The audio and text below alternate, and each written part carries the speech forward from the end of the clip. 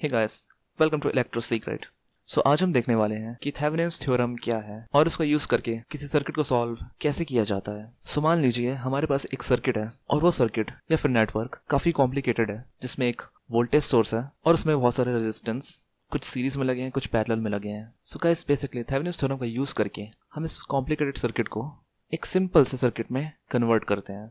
और उस सिंपल से सर्किट में एक वोल्टेज सोर्स होता है जिसे हम VTH कहते हैं, जिसके सीरीज में दो रेजिस्टेंस होते हैं, जिसमें से एक होता है RTH, जिसे हम थेवेनिन्स इक्विवेलेंट रेजिस्टेंस भी कहते हैं, और जो दूसरा रेजिस्टेंस होता है वो होता है RL यानी load. So guys, Thevenin's theorem का यूज करके हम इस कॉम्प्लिकेटेड सर्किट को हम सिंप्लीफाई करके इस सिंपल सर्किट में कन्वर्ट करते हैं। सो गाइस, ये बहुत ही ईजी है। तो चलिए गाइस, इसे हम एक एग्जाम्पल की मदद से समझते हैं। सो हमारे पास एक क्वेश्चन है जो कि है for the circuit shown in figure calculate current in 10 ohm resistance using Thevenin's theorem. यानी कि जो हमारा सर्किट है, इसमें जो रेजिस्टेंस है लास्ट में 10 ओम का, उसके अक्रॉस हमें करंट को फाइंड आउट करना है। और करंट को फाइंड आउट करने के लिए हम थेवेनिन्स थ्योरम का यूज करेंगे।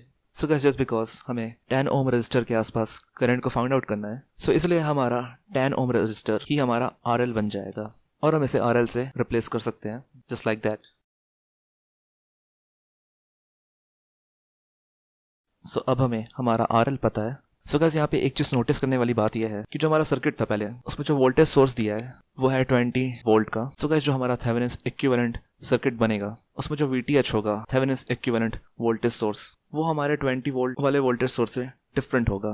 उन दोनों की वैल्यू सेम नहीं होगी। सो ये बात याद रखनी है, हमें VTH को अलग से कैलकुलेट करना पड़ेगा। और VTH को कैलकुलेट करने के बाद हमें RTH को कैलकुलेट करना है, जो कि है थेवेनिन्स इक्विवेलेंट रेजिस्टेंस।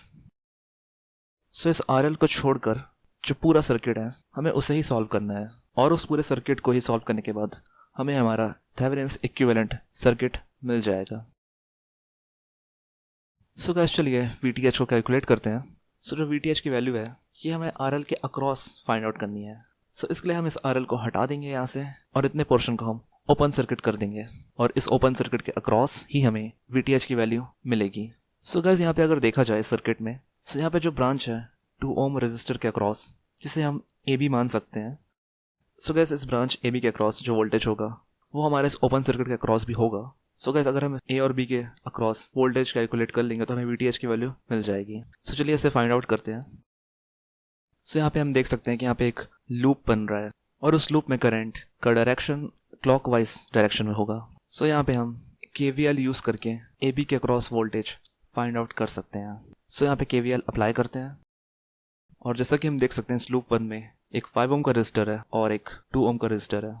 सो इस लूप में जो 20 वोल्ट का वोल्टेज सोर्स है, उसके साथ सीरीज में 5 ओम और 2 ओम का रजिस्टर कनेक्टेड है।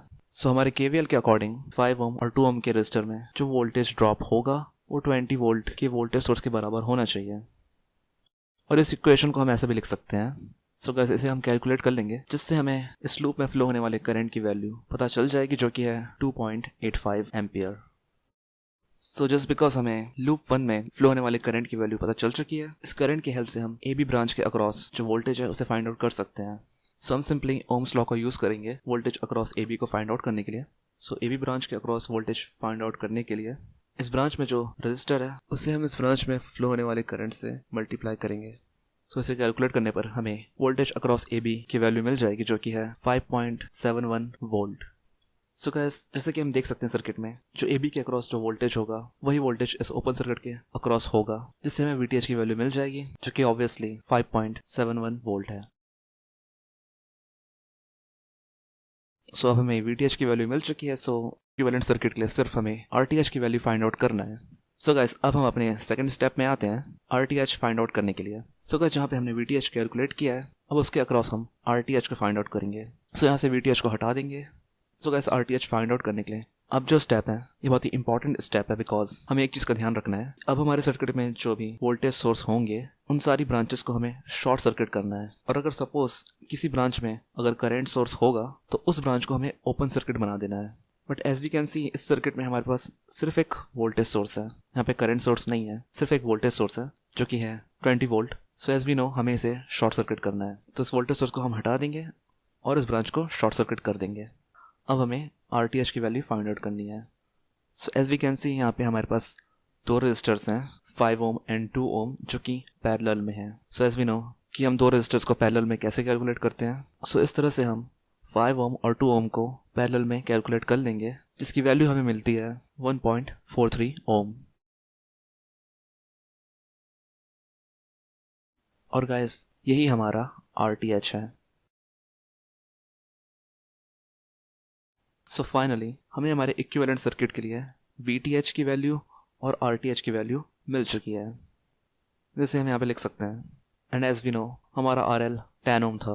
सो फाइनली गाइस हमारा इक्विवेलेंट सर्किट रेडी है। सो जैसा कि हमारे क्वेश्चन में पूछा गया था कि हमें 10 ओम रजिस्टर में फ्लो होने वाले करंट को फाइंड आउट करना है, यानी कि RL में फ्लो होने वाले करंट को फाइंड आउट करना है। सो हमें इजीली पहले इन दोनों रजिस्टर जो कि सीरीज में है RTH एंड RL दोनों को ऐड कर लेंगे, जिससे हमें वैल्यू मिल जाएगी 11.43 ओम। और फिर सिंपली हम ओम्स लॉ का यूज करके करंट की वैल्यू फाइंड आउट कर लेंगे, जो कि हमें मिल जाएगी 0.499 एम्पियर, जिसे हम 0.5 भी कह सकते हैं, बट ये भी ठीक है। सो गाइस इस तरह से हमने थेवेनिन्स थ्योरम का यूज करके अपनी प्रॉब्लम को सॉल्व कर लिया है और हमने अपने दिए गए सर्किट को थेवेनिन्स इक्विवेलेंट सर्किट में कन्वर्ट कर लिया है। So guys that's it, and this is as simple as that. And if you want to watch more electrical related videos, then you can comment below and give me a thumbs up and subscribe to my channel, Electro Secret. And thanks for watching. Take care. Bye.